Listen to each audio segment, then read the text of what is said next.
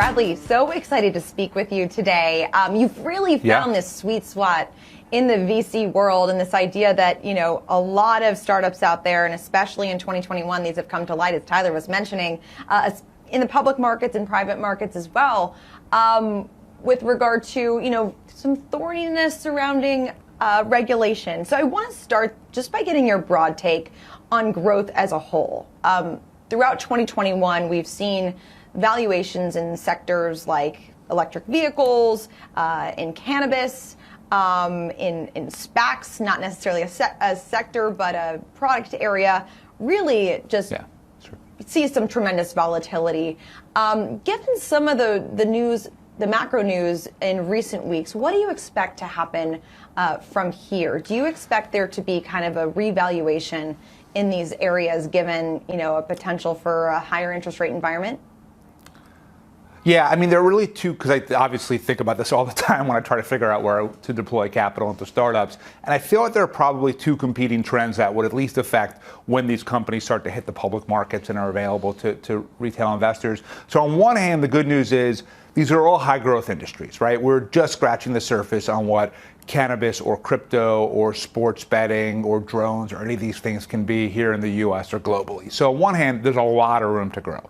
On the other hand, private valuations right now, especially in the US, are just wildly inflated. I think the main reason is venture capitalists have raised so much money that they then have to deploy it, and they have to write bigger and bigger checks. And the only way to get away with that is to keep writing them at bigger and bigger valuations. So we often have the problem now that a company hits the public markets at a ridiculously high valuation, and it ends up falling after it goes public simply because those aren't sustainable and supportable. So most of those areas, I think if you look at most startups, generally, there's definitely inflation there, and I think that's worth being concerned about. But these are still areas that over time are going to grow a lot.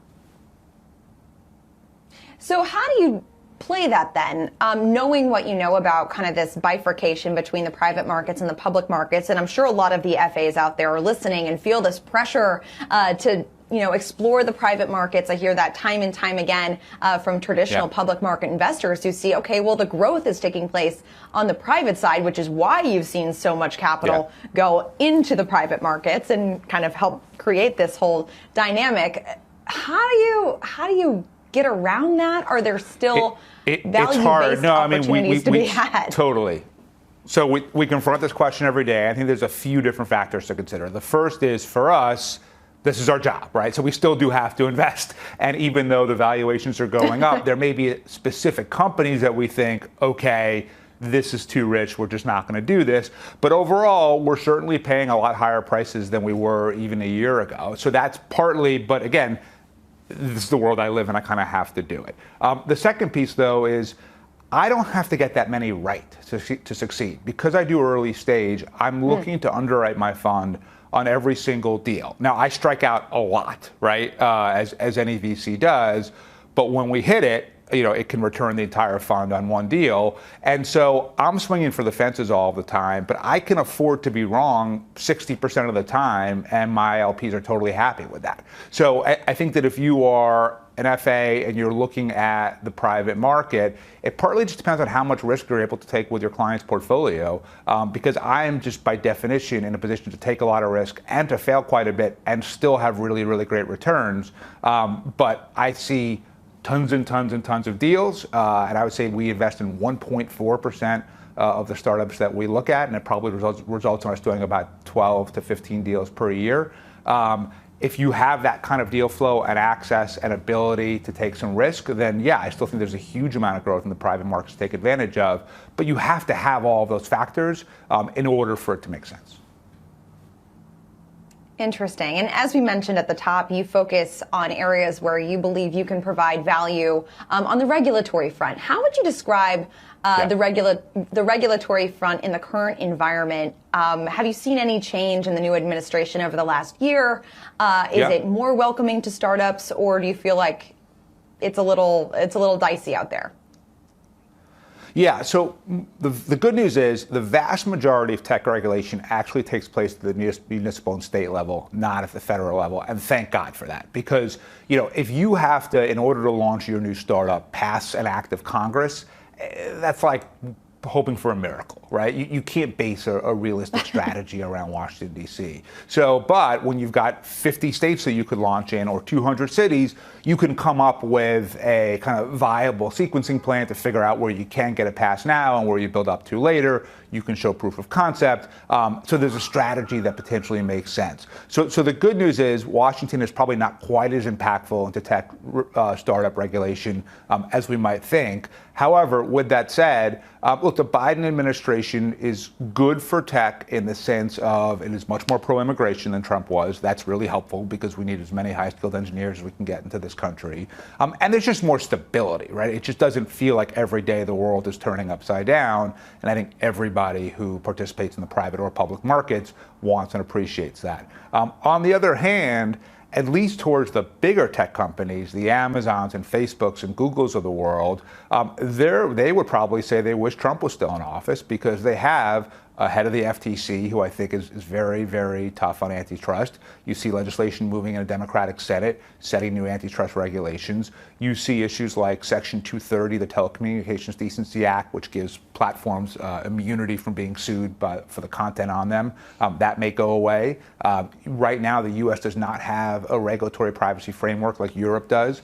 That may change at some point. So I think that if you are really, really big tech companies, this new Washington's probably not so good for you. But if you're a tech startup, it's fine. And I want to talk to you about crypto in a moment because about a half hour ago, crypto execs started speaking on the Hill about potential regulation on that front. But first, I want to chat about SPACs as a product. These are special purpose acquisition companies. In my time covering IPOs, most of my time covering IPOs, these were kind of these esoteric special situations, you know, for a company like Hostess to be taken public. Now, very much in the mainstream. I think we've stopped even defining them on air because people are just expected to know what a SPAC is at this point in time. You raised a SPAC, actually, IG Acquisition Corp, I did. about a year ago. How is that going? From what I can tell, no public disclosures of a deal yet. What are you seeing out there with regard to the SPAC market? So I'll be kind of vague on the first one because I don't want to get in trouble with SEC or anyone. But it's actually going pretty well. Yeah, exactly. So without wanting to move the market one way or the other, I feel extremely good about where we are and what we'll be able to announce in the relatively near future, I hope. But more broadly, because I've been thinking about this a lot, both in the way that we approach the SPAC thing and from a broader investor standpoint. And it seems to me that it's not that hard in some ways to define when a SPAC is a good investment and when it's not. And to me, the clear differentiating factor is does the merger of these two entities, does 1 and 1 plus 1 make 3? If the acquiring entity, if the sponsors of the SPAC can provide more than just cash to the company that they're acquiring, if they add real strategic value where you say, okay, this company is operating in Europe, but there's no reason they couldn't access, all 50 states in the U.S., and this particular sponsor group has the ability to open up those markets for them, that makes a lot of sense. So when you can just logically look at the combination and say, this plus this should yield a lot of really new results and a lot of growth because of the strategic alignment and value, those are good investments generally in my view. However, the vast majority of SPACs are just money chasing money. And as a result, you see wildly inflated values. You see almost every single SPAC now, once they de-SPAC, trading below $10, sometimes significantly below $10. You're seeing more and more and more redemptions. I think now people are expecting that almost 50% of warrant holders could redeem. And so based on all of that, a lot of SPACs, I think, are not meeting the criteria that I just set out around is there real strategic value? And I think instead, it's just people kind of FOMO. They didn't want to miss out on the SPAC craze, so they raised one, and now they're sitting there with a bunch of money. And if all they're doing is just competing with some other SPAC to provide the highest valuation, I generally stay away. So what you described in terms of the value that a SPAC can provide, this idea that if you have maybe an operator as a sponsor or someone who has a certain expertise in the type of company that they're acquiring, then they can create that dynamic of 1 + 1 = 3. Yeah.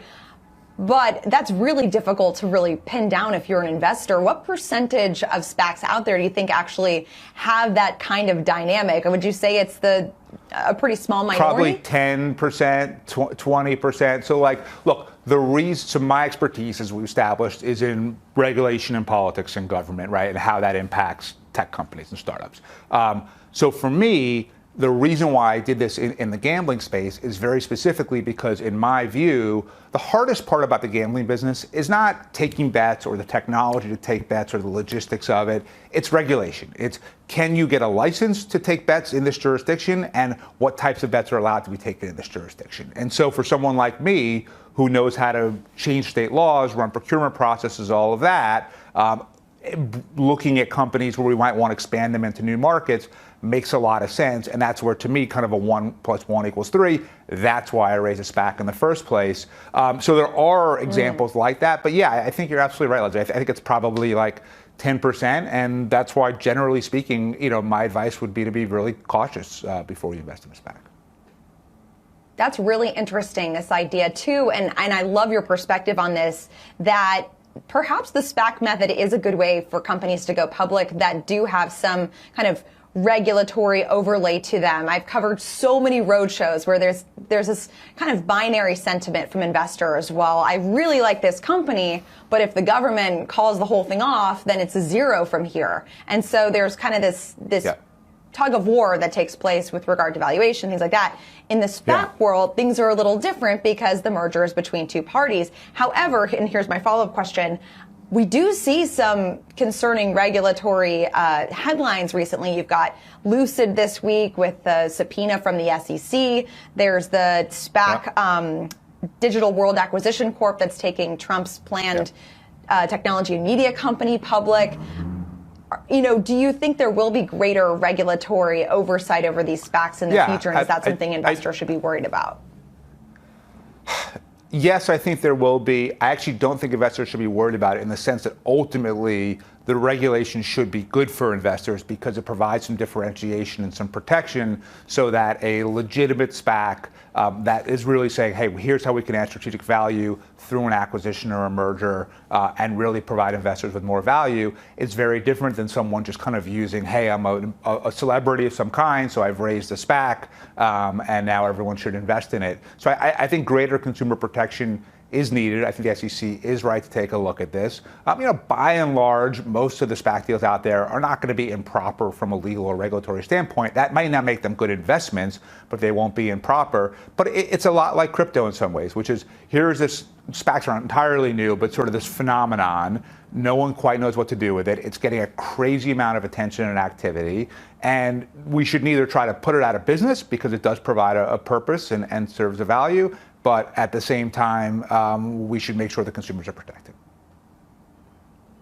Okay, you brought up the C word, which is where I was going to go next, crypto.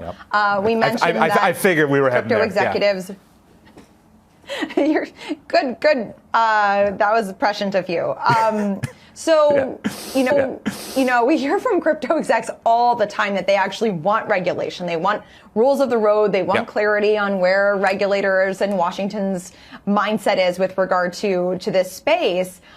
What do you think should be prioritized? You're an investor in Coinbase. I've seen you interviewed where you talk about how you're not necessarily invested in the coins themselves, but you're more interested in kind of the infrastructure and the ancillary products that help support it. Yeah.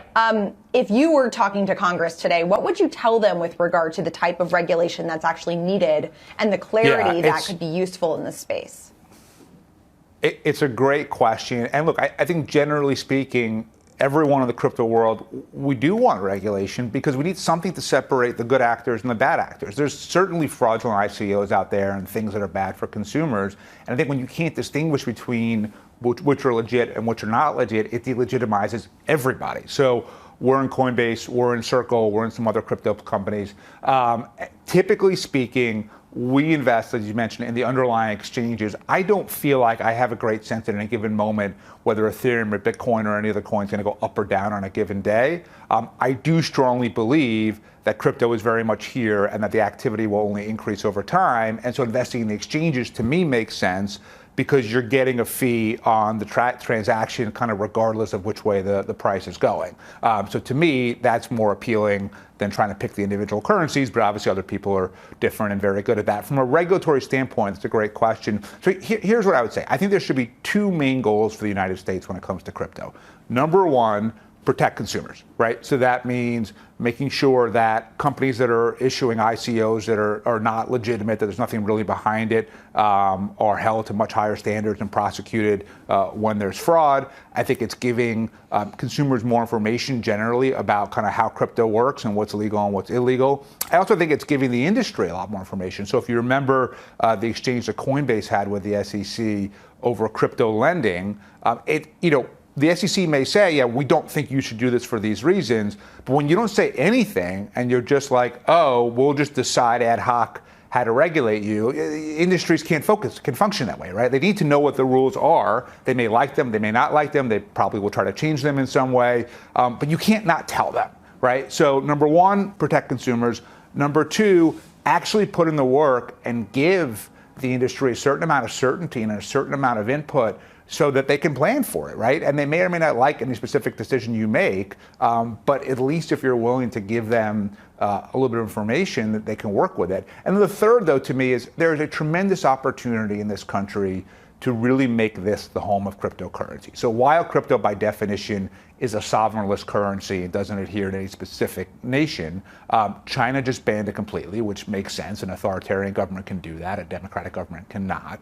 But that means those jobs have to be somewhere, right? So all of the mining jobs, all of the trading jobs, everything that goes into crypto, all of the companies, they should be here in the U.S. Crypto in many ways embodies that kind of American spirit of risk and innovation and kind of belief. And so there's a lot about it that really fits our economy and our psyche really well. I think Joe Biden and Janet Yellen and Gary Gensler ought to be out there saying, how can we get as many of these jobs here? How can we build a whole industry here? And how can we use regulation to both protect retail investors and at the same time encourage the growth of crypto in the United States? That's interesting. Yeah, you don't always picture crypto and think of that being a job creator, but you're right. If you have a whole economy around this area, there are definitely jobs to be had. Last question for you is just, where do you see the most opportunity right now? Yeah, it's a great question. So look, these are sectors that I'm excited about. I am excited about crypto. I am excited about gaming and especially esports betting, more so than regular sports betting. I think that not only is there a huge amount of opportunity that will happen once cannabis is removed from Schedule 1, which really restricts interstate commerce and banking and a lot of the normal commercial functions, but I think psilocybin will be the next frontier, and we're looking at that right now. And then beyond that, a few other things. One, we're heavy investors in digital health. COVID, I think, proved to a lot of people that you can get a lot of your health care without having to go to a doctor's office. People vastly prefer that. So I think that trend is only going to continue. And second, I think on fintech, this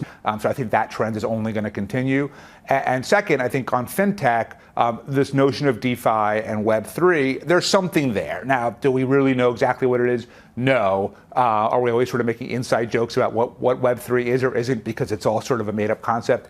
Yes. But fundamentally, the notion of the creator economy, the notion of a DeFi system long-term, I think does make sense and will happen. Well, you sit at a really interesting area of the whole VC world. It'll be fascinating to have this conversation in 5-10 years from now to see what I will be back how for all of this really turned out on a regulatory standpoint. Bradley, thank you very much for joining us today. Really appreciate your time. I'll see you here in 5 years. Sure. Thank you. Sounds good.